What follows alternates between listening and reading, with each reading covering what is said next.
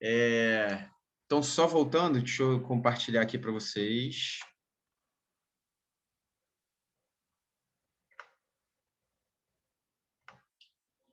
Só para a gente falar mais um pouquinho, não tem tanta coisa a mais para falar, não. Então, Taylor, ênfase nas tarefas e Fayol, ênfase em processos. Tem até aqui, eu vou até passar um pouquinho essa parte, porque eu quero falar aqui a questão, os livros de Taylor, né? Administração de oficinas e principalmente esse aqui famosíssimo, Princípios da Administração Científica, de 1911. A gente já falou nisso, mas não custa repetir. O início do século XX foi quando a administração começou a ser reconhecida como ciência, principalmente por conta dessa questão de realização de estudos mais minuciosos, né, contagem de tempo, etc. Outra coisa aqui que ele falou é sobre operação marca-passo, que tem a ver um pouco com a questão da falta de sincronismo que eu falei na produção. Muitos operários, por mais que o cara recebesse mais com o aumento da produção, da produtividade, ele não queria, não se sentia confortável para trabalhar com tanta intensidade. Então, ele dava um jeito ali de, trocando em miúdos e colocando nos termos que a gente conhece por aí, dava um jeito de dar uma morcegada, né? Então, ele disfarçava, dava uma morcegadinha ali, como se não tivesse como produzir mais, e no final das contas o Taylor e os supervisores acabavam descobrindo que o cara estava fazendo um corpo mole aqui ou ali, dando uma disfarçada para não cansar tanto, não se fadigar tanto, enfim, ele tinha lá os motivos dele para fazer isso. Taylor identificou dois tipos de operação de marca-passo: o marca-passo natural, que é a resultante da tendência de as pessoas ficarem à vontade, preguiça natural dos homens, que a gente pode também falar, colocar como você dispersar, né? Como é uma tarefa repetitiva, que não te exigia muita... Você estar muito atento, assim, você não está tomando decisão e tudo mais. Então, você poderia dispersar, né? E o marca-passo sistemático, que é o que eu estava tratando anteriormente, definido assim por ele: a maior parte do marca-passo sistemático é feito pelos homens com o deliberado propósito de mostrar aos empregados ignorantes como o trabalho pode ser feito rápido. Então, é mais ou menos o cara... Uma outra possibilidade também é o cara que tinha mais habilidade, né, em realizar aquela tarefa, ele também mostrava para os outros que ele poderia ter um ritmo menor e, mesmo assim, produzir a mesma quantidade que os outros, só porque ele era mais habilidoso, né, mais experiente, por aí vai. Em seguida, Taylor explica as origens de tal prática. É quase universal em todos os esquemas comuns de administração e que resulta de um cuidadoso estudo por parte dos operários ao que eles possam atender aos seus melhores interesses. Então, acho que isso ilustra e exemplifica bem as duas possibilidades de marca-passo, que é a nossa famosa morcegagem.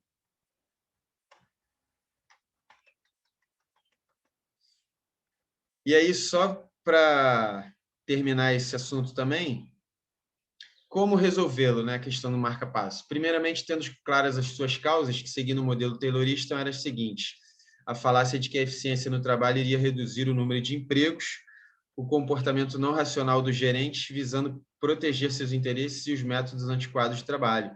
Ou seja, já havia aquela percepção de que se eu produzir demais e eu for muito eficiente, ao invés de precisar de 20 operadores naquela tarefa, só vai precisar de 15 ou de 10, e isso geraria desemprego.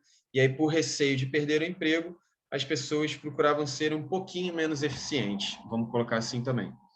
Em segundo lugar, criando princípios... Finalizar isso aqui, eu vou voltar ali. Ai, meu Deus, várias caixinhas. Ué, que estranho. Espera aí.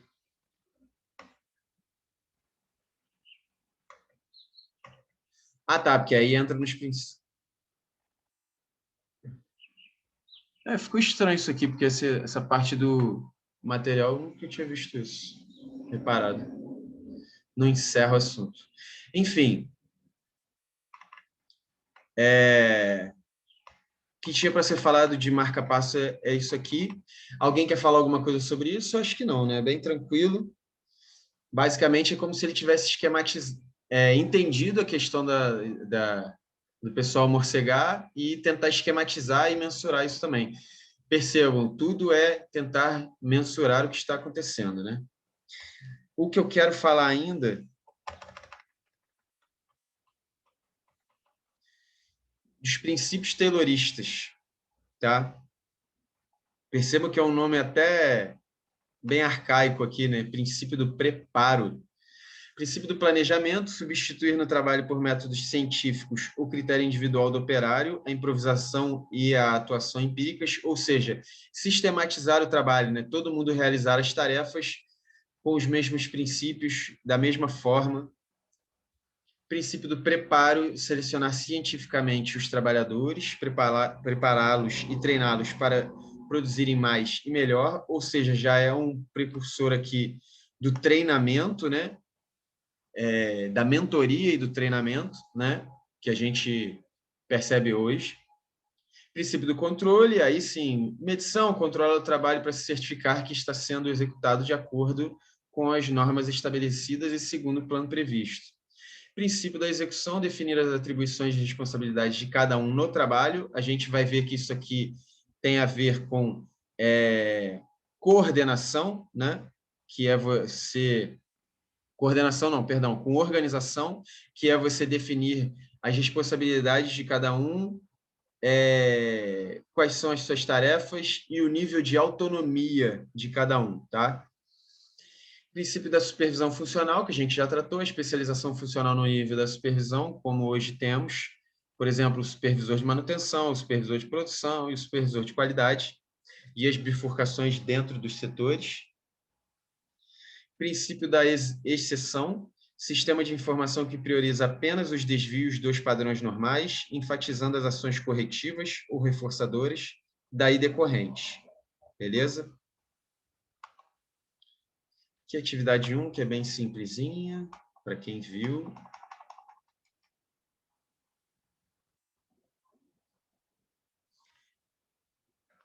Aqui essa utopia taylorista tem a ver com o máximo de produtividade, gerando alta remuneração por conta dessa produtividade para os funcionários. Vou só trocar em miúdos aqui. E aí, por conta disso, todo mundo cresceria junto, mas vocês vão perceber aqui, durante a leitura, que não foi sempre assim, e por isso é tido como utopia, né? Depois a gente vai ver que isso acontece algo parecido também no Fordismo, que eu agora não lembro se é a sexta aula ou sétima, acho que sexta. A gente vai ver que também há essa esperança de que, com o aumento demasiado da produtividade, os colaboradores também iam ter aumentos significativos, né?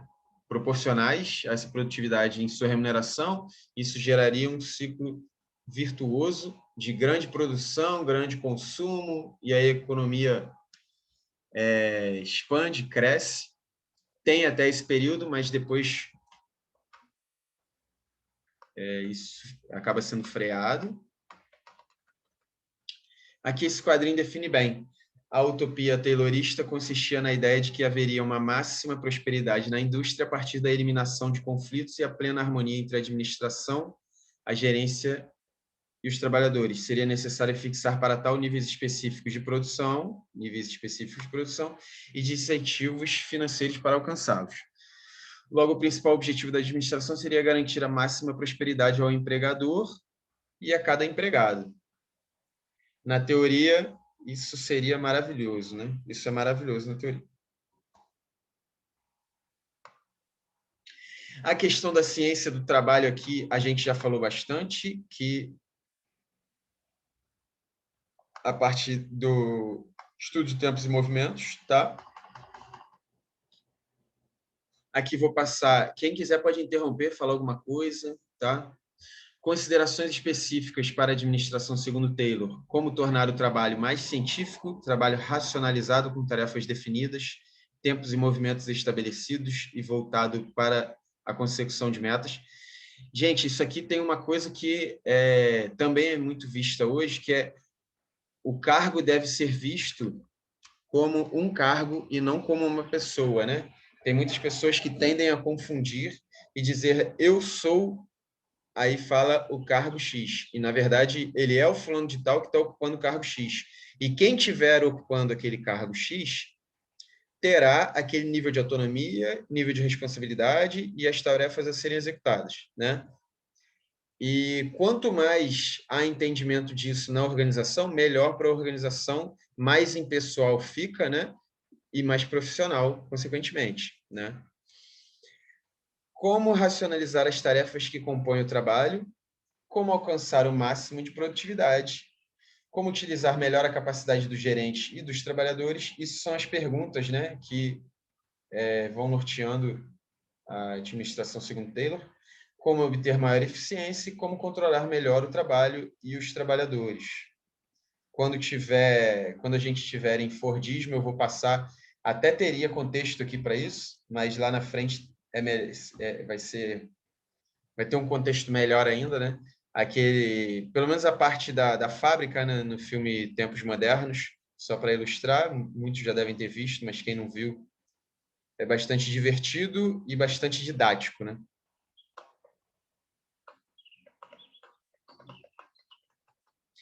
Aqui outros caras que analisaram cientificamente o trabalho, como Adam Smith, Charles Babbage e Eli Whitney, que a gente já viu lá atrás, mas quem conseguiu colocar em prática mesmo e transformar em ciência mesmo, um dos pais mesmo, foi o Taylor. Mais uma vez aqui falando sobre a questão do The Best Way, né, que é a melhor forma, e aí relembrando o exemplo que eu dei lá atrás, que eu sempre dou, que é a melhor forma de você carregar uma quantidade de carteiras de uma sala para outra, né? Pode ser entendido como a melhor, portanto, a única maneira de executar um trabalho para maximizar a eficiência de cada operário, né? Então, em tarefas, principalmente que exigem o físico, que são mais cansativas, esse estudo acaba sendo bastante importante.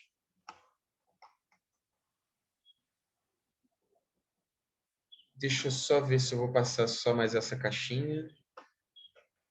ênfase na eficiência e no controle, se eu passei também, treinamento e supervisão.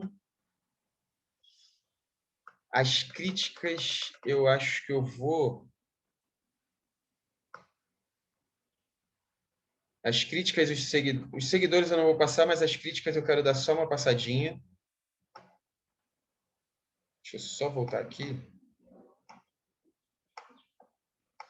Isso aqui a gente viu, né? Padronização, seleção, treinamento e supervisão. De qualquer maneira, eu vou dar uma lida, só finalizar. Taylor não pode ser considerado culpado por ter exigido dos trabalhadores melhor desempenho na fábrica. O que, na verdade, Taylor fez foi educar o trabalhador, e aqui... E aí a gente pode substituir esse educar também por treinar, tá? Para um novo tipo de ambiente de trabalho, a fábrica, né? A gente, nas outras aulas, a gente viu que aqui a gente está na transição ainda do ambiente de oficina, né, dos artesãos, para a fábrica, que você passava a ser operário. Então, o ritmo de trabalho era diferente, né?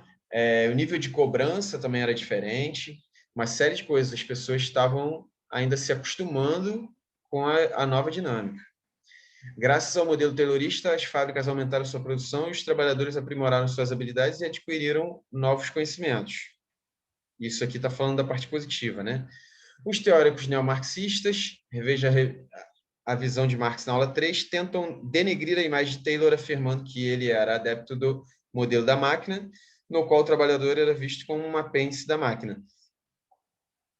Não deixa de ser verdade, mas também não se deve crucificar Taylor por isso, já que muitas coisas que aconteceram no decorrer do século XX e início do século XXI têm a ver, são consequências da administração científica, tá? O próprio Tiago citou aí que muita coisa ainda acontece hoje em dia. Padronização, seleção, treinamento e supervisão. Taylor propunha a utilização dos mesmos métodos e procedimentos para a mesma tarefa, que é o que eu falei agora há pouco. Se você ocupa determinado cargo, não significa que é o Leandro que vai fazer aquilo, e sim o Leandro está ocupando um cargo que tem como responsabilidades, tarefas, aquelas ali. Então, ele vai realizar de acordo com o treinamento que ele recebeu, e não de acordo com a vontade dele, né? Ou seja, todos os trabalhadores que desempenhavam a mesma tarefa deveriam fazê-lo da mesma forma, fazendo uso dos mesmos métodos e procedimentos, padronizando a atividade laboral. Com a seleção científica do trabalhador, para cada tarefa, um trabalhador com a capacidade, sobretudo física, de realizá-la. Se você precisa de trabalhadores para carregar peso, você vai realizar uma seleção física, né? Os trabalhadores mais aptos a isso serão os escolhidos, né? O modelo taylorista ajustava o trabalhador à tarefa. Isso também é bem legal, né?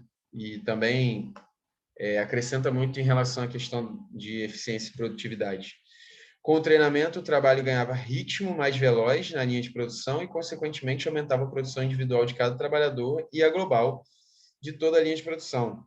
Com o exercício do controle pela gerência, especialmente sobre tempos e movimentos, ele fez da supervisão uma das principais funções do administrador na fábrica.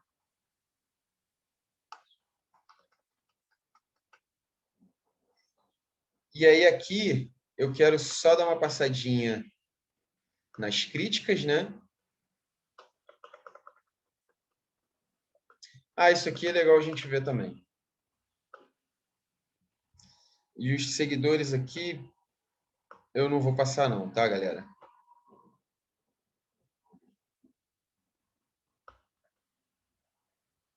Deixa eu só voltar aqui.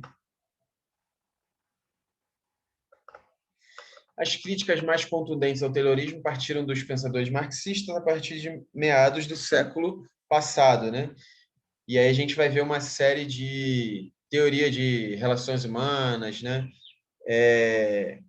Várias teorias que dizem que se o trabalhador está motivado, ele trabalha melhor, e não se ele está apenas sendo cobrado por produtividade ou eficiência, enfim, mas isso é no decorrer do curso.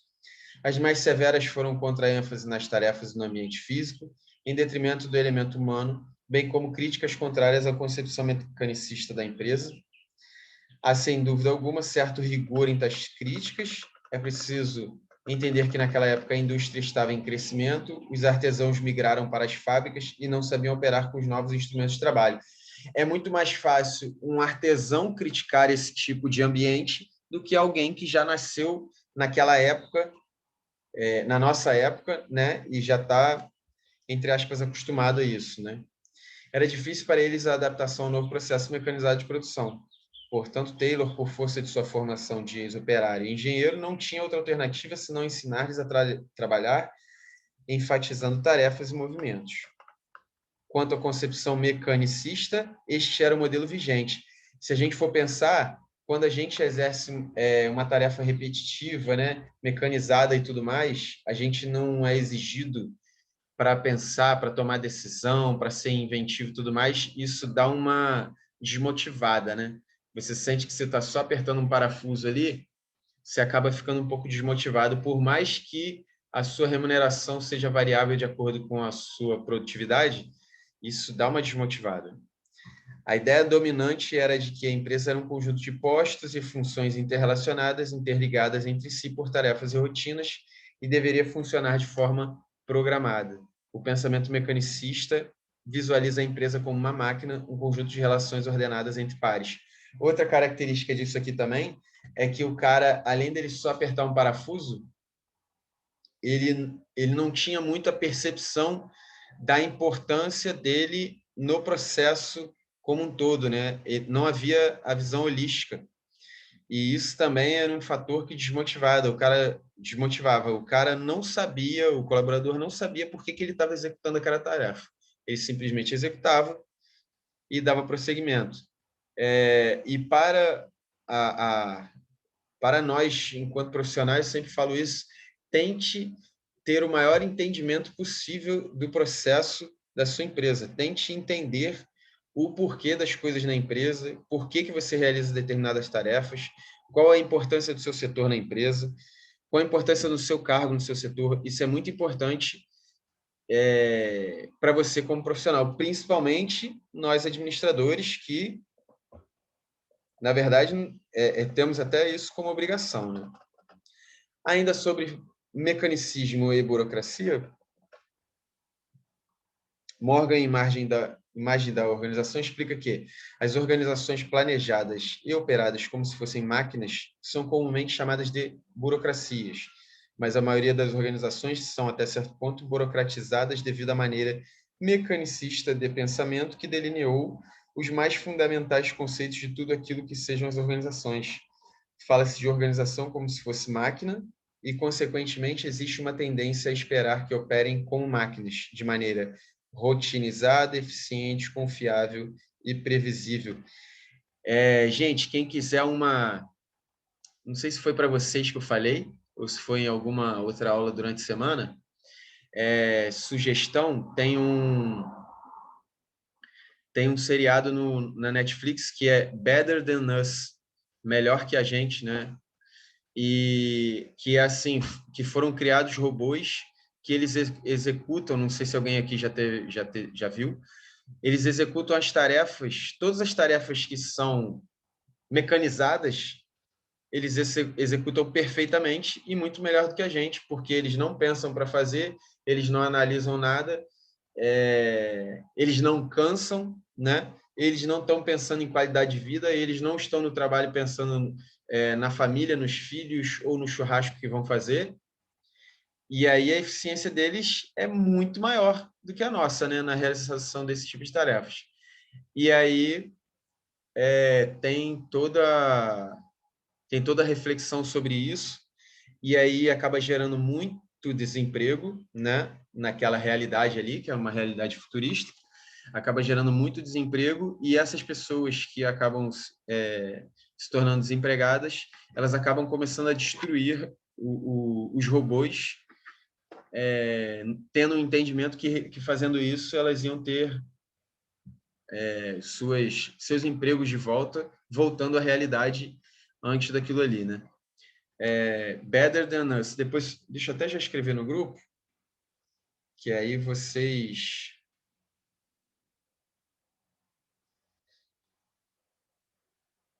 Quem quiser dar uma olhadinha depois...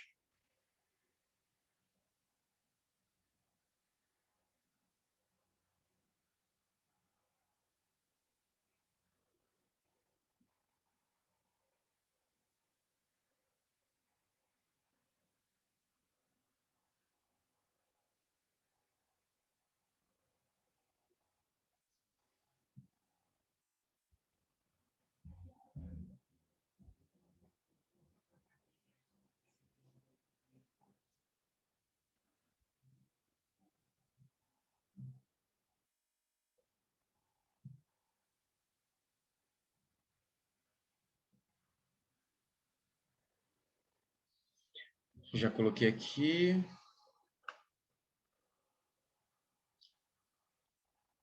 Falei disso. O mecanicismo foi aplicado por Taylor ao processo produtivo, dividindo em tarefas sequenciais interligadas, obedecendo. Percebam como é que isso já foi falado anteriormente, e aí vai explicando. Se fosse um material, isso eu falei com vocês lá no primeiro dia. Se fosse um material de um curso presencial, provavelmente não teria mais esses 2 parágrafos aqui, né? Com o tempo, vocês vão reparar isso mais e mais, tá? É bom lembrar que se vivia a época do apogeu das máquinas, uma época que caracterizava pela transição da produção artesanal para a produção industrial, o êxito da mão de obra rural para trabalhar nas fábricas localizadas nos grandes centros urbanos. Como eu falei lá atrás, isso aqui gera muito, entre aspas, sofrimento, né? O cara estava acostumado com estava acostumado com um ritmo de vida, né? De produção, de trabalho, e ele passa a ter outro, muito mais forte, muito mais puxado. A degradação geral do ambiente como consequência da poluição das fábricas e o domínio da racionalidade sobre o espírito humanístico. Portanto, o que Taylor fez, na verdade, foi adaptar os trabalhadores à era das máquinas.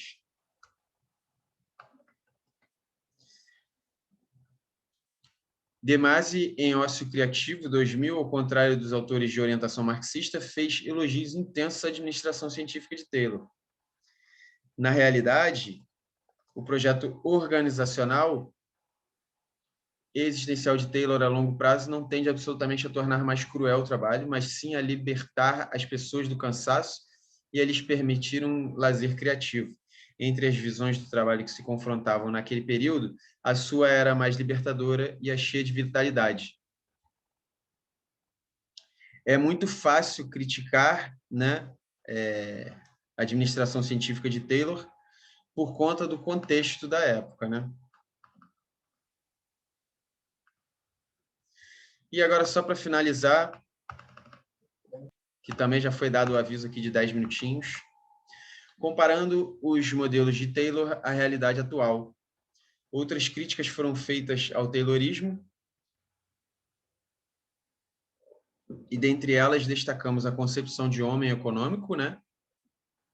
O enfoque fechado da empresa, a fragmentação das tarefas gerando a desespecialização do trabalhador e a sua exploração. A ideia de homem econômico admitia que o ser humano somente se motivava a produzir mais, melhor e mais rápido, se movido a incentivos monetários. Nós refletimos sobre isso hoje também. No entanto, era impossível exigir de Taylor uma abordagem mais completa da motivação no trabalho, pois a psicologia e a sociologia ainda não haviam transferido suas contribuições para a administração. Assim, os incentivos sociais e psicológicos jamais poderiam ser identificados no modelo de gerência científica daquela época. O que significa isso? Não havia nem conhecimento suficiente para a gente tentar motivar os colaboradores de uma forma diferente que não remuneração e produtividade, né? Essa relação. Somente nos anos mais tarde, com os estudos de Hawthorne, que você verá na aula 6, tais questões emergiram e as concepções de homem social e psicossocial emergiram. Quanto ao enfoque fechado da organização, a empresa como um sistema fechado, era natural que prevalecesse tal posicionamento, pois a administração clássica tradicional era mais voltada para a produção do que para o mercado concorrente, fornecedores e relações com o governo. A aplicação da divisão do trabalho, fragmentação de tarefas, não tinha como objetivo gerar alienação ou superespecialização do operário, tornando-o um operário de uma ou poucas tarefas. O que Taylor, de fato, pretendia era especializar o trabalhador no domínio das tarefas que integravam o processo produtivo. Taylor, com suas propostas inovadoras para a época, foi alvo de campanhas difamatórias e acusações por parte dos sindicatos e movimentos operários. Em teorias mais à frente, né, no decorrer do curso, a gente vai ver outras óticas sobre o mesmo assunto, né? Como foi falado aqui na aula 6.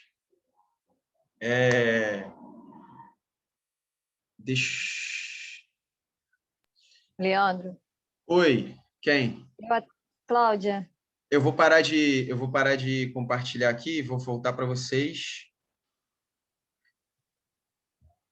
Pode falar, Cláudia. Eu até estava gostando do Taylor, depois eu comecei a não gostar. Mas, olhando assim pelo quadro geral, né, que a gente vive hoje, e assim, a gente vê que boa parte das pessoas hoje elas fazem corpo mole mesmo, algumas para trabalhar, outras realmente agregam valores, informações e conhecimento. Então, é bem interessante, porque conforme você vai lendo, você vai conhecendo, você vai se identificando até com o seu cenário atual, né, em termos de trabalho, da sua vivência diária, né? Por exemplo, eu tive uma equipe anterior e eu tinha uma menina que, assim, o que eu passava para ela para executar, ela fazia, tal, tudo direitinho. Só que a maior parte do tempo, a gente tinha outras atividades para fazer, ela tinha um histórico do que tinha que fazer, só que ela ficava assistindo séries da Netflix no trabalho o dia inteiro. Então, eu passava assim, eu ficava numa sala diferente, toda vez que eu ia na sala onde ela estava, para ver como é que estava o andamento do trabalho e tudo mais. Eu chegava lá, ou ela estava em conversa com os amigos, chamada de vídeo, né, falando inglês, porque ela tinha uns amigos fora, ou ela estava assistindo série da Netflix. Eu falei, gente, não é por falta de trabalho, não é por falta de orientação, não é por falta de direção, né? A gente passa, mas a pessoa não colabora para o próprio crescimento, né? Então, acabou sendo dispensada, né? E não foi substituída por conta disso. Aliás, foi substituída por estagiários. A Aham. empresa acabou, né, adotando o regime de contratar estagiário, e aí tem rendido muito mais, porque eles estão na fase de conhecimento, de aprendizado e colocando em prática aquilo que eles vêm estudando. Então, assim, surgiu um grande resultado. Mas eu entendo o Taylor, mas discordo por conta de substituir as pessoas, né, por máquinas e por tudo mais. Aham. Eu sou muito a favor, assim, de que todo mundo é inocente até que se prove o contrário, né? Então, eu acho que você tem que dar liberdade para a pessoa e confiar no comportamento ético e no discernimento dela de que ela vai realizar as tarefas. A partir do momento que ela errar, que ela estiver no Netflix, não estiver te entregando o que você pediu e tudo mais, aí você começa a controlar, infelizmente. Eu não sou muito a favor de a primeira postura já ser aquele controle, aquela pressão e tudo mais. Eu acho que se você entrega, né, se você precisa de determinada quantidade de tarefas para aquele período de tempo, você entrega e a pessoa te responde, né, te dá resposta, e aí o que ela faz no decorrer do tempo, para mim é indiferente. É uma opinião, isso é uma opinião pessoal, tá? Não está embasada em teoria nenhuma, não. Não, sim, com certeza. Entendeu?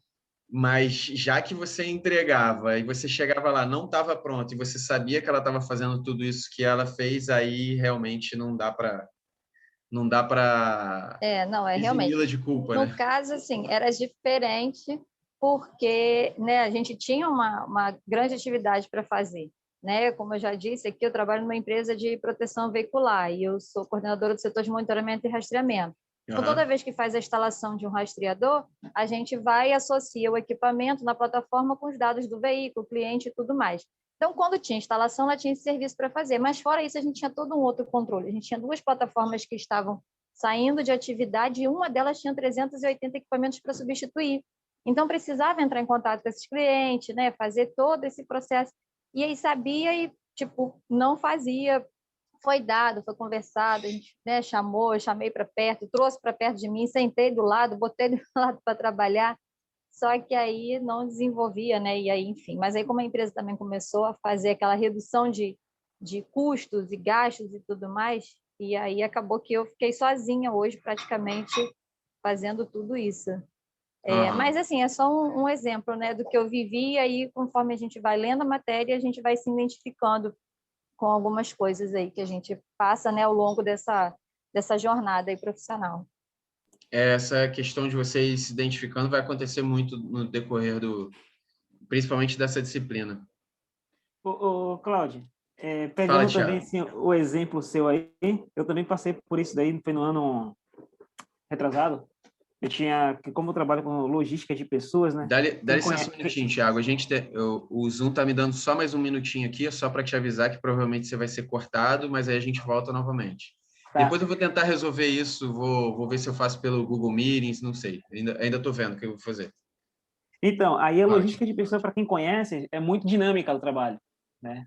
Tem hora que ali é pressão total, tem hora que é tranquilo, mas enfim, que ele também era na mesma situação que você, Cláudio. Era jogo do Flamengo, cada o trabalho para ele. Ele só tratava em jogo de Flamengo, situações pegando no trabalho, e teve momento que eu tive que reconhecer uma colaboradora nossa e ele não pude reconhecer. Aonde ele questionou comigo e eu falei, cara, você tem que fazer uma autoavaliação sua, onde você tem que melhorar. Eu tô aqui como seu chefe, mas assim, eu não posso ficar toda hora também chamando o seu, pegando no seu pé, porque, cara, é incoerente isso, É entendeu? horrível, é. Isso fica até Aí constrangedor, né? Porque parece que a gente quer o fica. chato, né? Pois é, Cláudia, pois é. Exatamente. Hoje eu vivo em certas situações que eu falo para a minha equipe, pessoal,